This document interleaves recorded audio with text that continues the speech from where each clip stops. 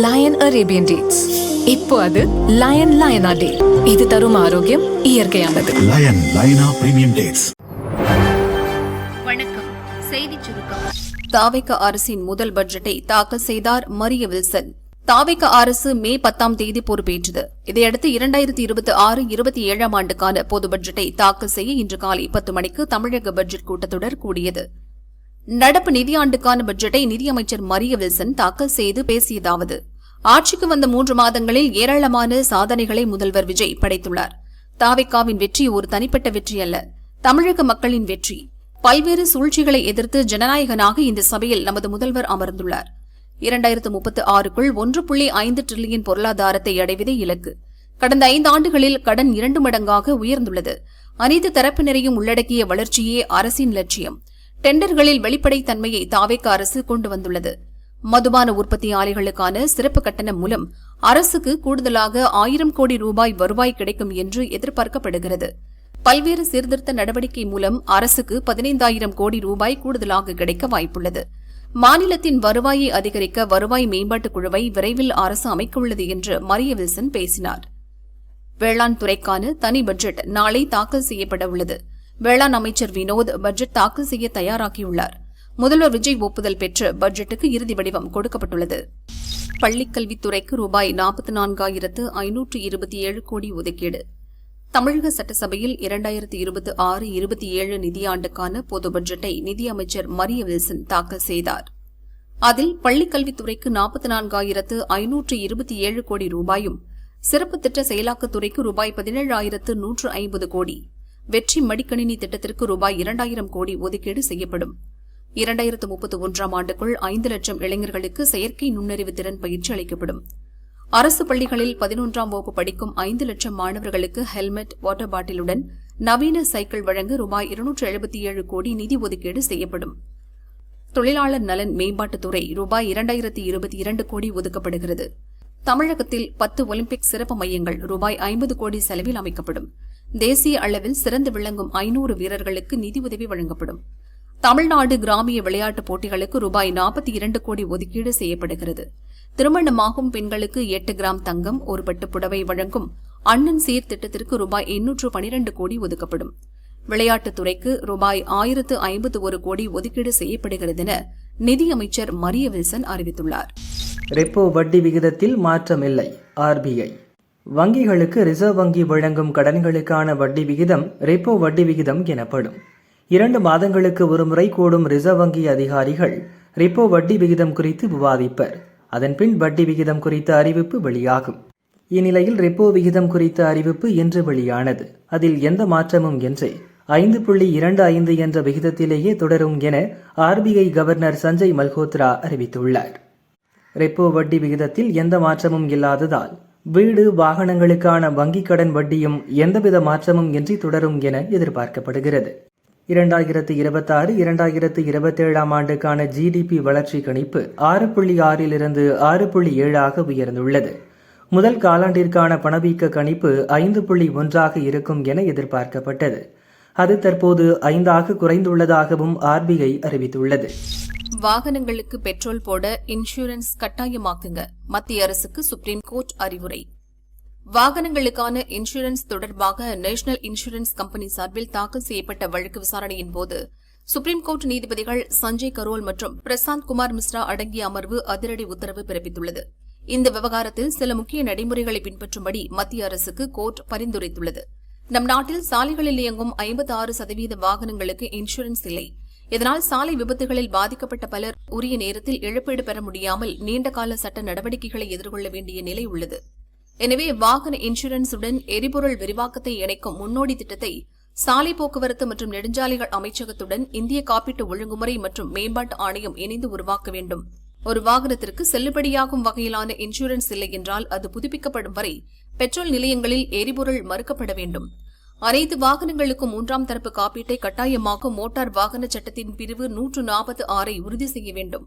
Number plate அடையாளம் காணும் தானியங்கி கேமராக்கள் வாயிலாக இந்த திட்டத்தை செயல்படுத்த நீதிமன்றம் பரிந்துரைக்கிறது. நெடுஞ்சாலைகள் மற்றும் சாலைகளில் நிறுத்தி வைக்கப்பட்டுள்ள அந்த வகை கேமராக்களை இன்சூரன்ஸ் நிறுவனங்களின் தரவுத்தளம் மற்றும் மத்திய அரசின் வாகன் இணையதளத்துடன் ஒருங்கிணைக்க வேண்டும் என நீதிபதிகள் உத்தரவிட்டனர்.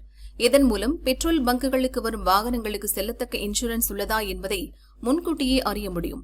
அப்படி இல்லாத வாகனங்களுக்கு எரிபொருள் மறுக்கப்படுவதன் மூலம் வாகனங்களுக்கான இன்சூரன்ஸ் எடுப்பதை உறுதி செய்ய முடியும் என்ற வகையில் இந்த உத்தரவு பிறப்பிக்கப்பட்டுள்ளது.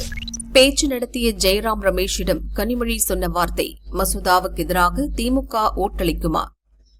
பார்லிமெண்டில் கடந்த ஏப்ரலில் தோல்வியடைந்த லோக்சபா தொகுதி மறுவரையறை மசோதாவை நடப்பு பார்லிமெண்ட் கூட்டத்தொடரில் மீண்டும் தாக்கல் செய்ய மத்திய பாரதிய ஜனதா அரசு திட்டமிட்டு வருகிறது. 5 மாநில சட்டசபை தேர்தலுக்கு பின் மேற்குவங்கத்தில் மம்தா பானர்ஜியின் திரிணாமுல் காங்கிரஸ் மற்றும் மகாராஷ்டிராவில் உத்தவ் சிவசேனா ஆகிய கட்சிகளின் எம்பிக்கள் பலர் பாரதிய ஜனதாவுக்கு ஆதரவாக மாறியுள்ளனர்.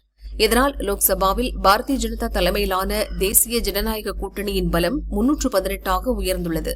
இன்னும் 42 எம்பிக்களின் ஆதரவு கிடைத்தால் தொகுதி மறுவரையறை மசோதாவை நிறைவேற்ற முடியும். இந்நிலையில் 22 எம்பிக்களை கொண்ட திமுகவின் ஆதரவை பெற பாரதிய ஜனதா முயற்சித்து வருகிறது. அனைத்து மாநிலங்களிலும் 50% தொகுதிகள் அதிகரிக்கப்படும் என மசோதாவில் இருந்தால் திமுக ஆதரிக்கும் என கூறப்படுகிறது. நேரடியாக மசோதாவை ஆதரித்து திமுக ஓட்டளிக்காவிட்டாலும் ஓட்டெடுப்பை புறக்கணித்தால் கூட அது பாரதிய ஜனதாவுக்கு சாதகமாகிவிடும். எனவே தொகுதி மறுவரையறை மசோதாவுக்கு எதிராக திமுகவை ஓட்டளிக்க வைக்கும் முயற்சியில் காங்கிரஸ் மேலிடம் இறங்கியுள்ளது. இதற்காக திமுக துணை பொதுச் செயலரும் கட்சியின் பார்லிமெண்ட் குழு தலைவருமான கனிமொழியிடம் அகில இந்திய காங்கிரஸ் பொதுச் செயலர் ஜெயராம் ரமேஷ் பேச்சு நடத்தியுள்ளார். அவருக்கு பதிலளித்த கனிமொழி, சென்னை வந்த ராகுல் திமுகவை எட்டப்பன் என மறைமுகமாக விமர்சித்தார். திமுகவை ராகுல் எதிரியாக கருதும் நிலையில் காங்கிரசுடன் நாங்கள் எப்படி இருப்பதென அவர் அதிருப்தி தெரிவித்துள்ளார். அதற்கு ஜெயராம் ரமேஷ், தேசிய அளவில் பாரதிய ஜனதாவை எதிர்க்காவிட்டால் திமுக ஓட்டு வங்கியில் சேதாரம் ஏற்படும். எனவே தமிழகத்தில் எதிராக அரசியல் செய்தாலும் டில்லியில் பாரதிய ஜனதாவை எதிர்ப்பதில் திமுக பின்வாங்கக்கூடாது என கனிமொழியிடம் கூறியதாக தெரிகிறது. சென்னை எழும்பூர் ரயில் நிலையத்தில் நடை மேம்பால பணிகள் காரணமாக இன்று முதல் 20ஆம் தேதி வரை 9 விரைவு ரயில்களின் சேவையில் மாற்றங்கள் செய்யப்பட்டுள்ளன. தஞ்சாவூர், மங்களூரு, கொல்லம், சேலம் ரயில்கள் தாம்பரத்துடனும், திருச்சி மலைக்கோட்டை ரயில் மாம்பலத்துடனும் தற்காலிகமாக நிறுத்தப்படும். எழும்பூரிலிருந்து புறப்படும் சில ரயில்கள் தாம்பரத்திலிருந்து இயங்கும் என தெற்கு ரயில்வே அறிவித்துள்ளது.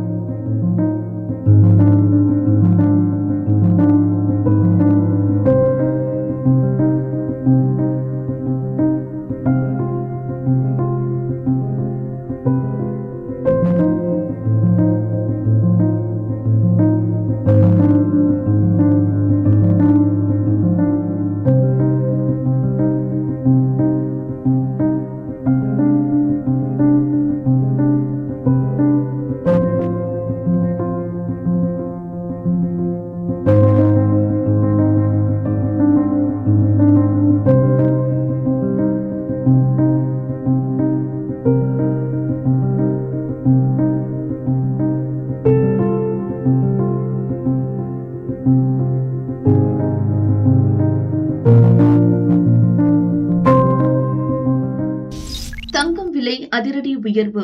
சர்வதேச நிலவரங்களால் தங்கம் விலையில் ஏற்ற இறக்கம் காணப்படுகிறது. தமிழகத்தில் நேற்று ஒரு சவரன் தங்கம் விலை சவரனுக்கு 400 ரூபாய் உயர்ந்து 1,05,600 ரூபாய்க்கும், கிராமுக்கு 50 ரூபாய் குறைந்து 13,200 ரூபாய்க்கும் விற்பனையானது. இந்நிலையில் இன்று தங்கம் விலை அதிரடியாக உயர்ந்தது. சவரனுக்கு 1,280 ரூபாய் உயர்ந்து ஒரு சவரன் ரூபாய் 1,06,880க்கு விற்கப்படுகிறது.